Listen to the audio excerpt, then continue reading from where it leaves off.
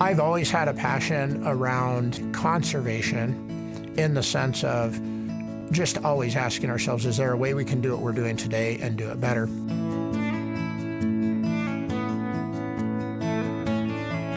I would be a fifth-generation family farmer. We farm in Boone, Iowa. Then we also run a commercial ag input business that was started by my father. Our business is unique. We sit on both sides of the fence. So anything we're thinking about on the commercial side has to be true and resonate with the family farm side. So there's a really nice tension there of making sure that what we're thinking about commercially, we can deploy in our family farm and show profitability and resiliency. Agriculture is incredibly complex but beautifully simple at the same time.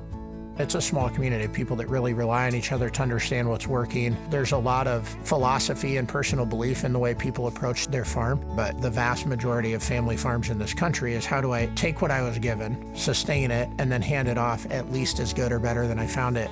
We're sitting in a building right now that, my dad probably couldn't fathom, but they were making strategic decisions 15, 20, 30, 40, 50 years ago to be profitable and sustainable in their moment, but to set up future generations.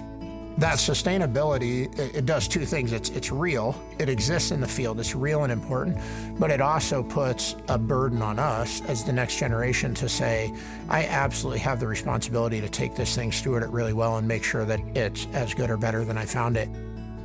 The person in charge of procurement for a farm has a very lonely job. These aren't teams of people. They don't very rarely have boards or peers around them saying, let's vet this out. And so what you do with that in that moment of time has real consequences. That can either be invested in things that make a huge impact, or maybe you just sustain it. My grandpa, he had this intrinsic love, this deep-rooted love for the earth. And again, this idea that something that belongs to all of us, he has the opportunity to steward. I think that was really deeply seated in his passion. And then Doug, my father, their passion was our community. So how do we use what we have here to impact the community? When I took this business over, one of my customers is sitting next to me, and he dies laughing. And I'm like, what are you laughing about? And he's like, man, I don't think any of us thought you were gonna make it. And I'm like, so what are you doing here? He's like, what your dad did over the first 20 years, there wasn't one of us that was gonna leave until we gave you a shot at this, right? And now I'm 15 years into this, and I hope I'm building that same thing. So family and legacy, in my opinion, that's the whole thing. It's something that I think is really unique to agriculture. Most of us can't pass on our jobs. We don't get to build a career and then hand it off.